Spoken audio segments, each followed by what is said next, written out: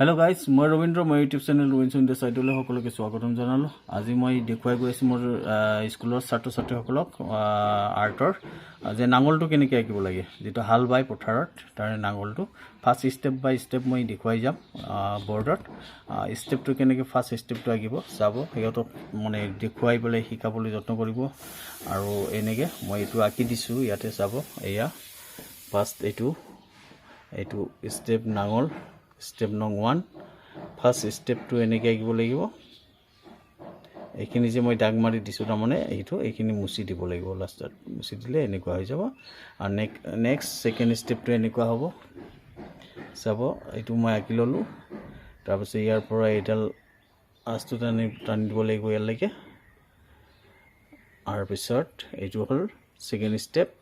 আৰু থাৰ্ড স্টেপটো মই দেখুৱাই দিছো, এইটো থাৰ্ড স্টেপ।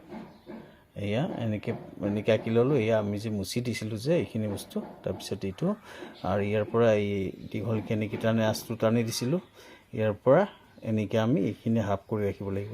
কাৰণ ইয়াৰ পৰা এইয়া মানে ইয়াৰ পৰা যিলা খাপ থাকে, খাপটো আমাৰ গৰুৰ দুটা গৰুৰ যে গলত যেটো আমি জুৱলিখন দিয়ে, সেই জুৱলিৰ যেটো হেৰি থাকে এই খাপত বান্ধি দিয়া হয়।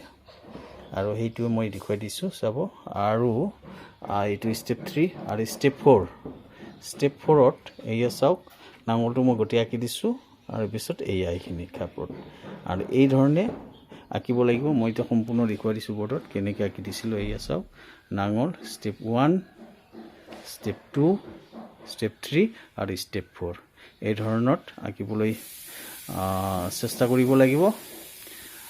ঠিক আছে, আজিৰ ভিডিঅ'টো ইয়াতে ৰাখিছো। আজিৰ ক্লাছটো এইটোৱে, আৰু নেক্সট ক্লাছত মই আকৌ বেলেগ ভিডিঅ' বনাই শিকাম। ঠিক আছে, প্লিজ সকলোৱে লাইক আৰু শ্বেয়াৰ কৰিব প্লিজ, আৰু সাবস্ক্ৰাইব কৰিবলৈ নাপাহৰিব।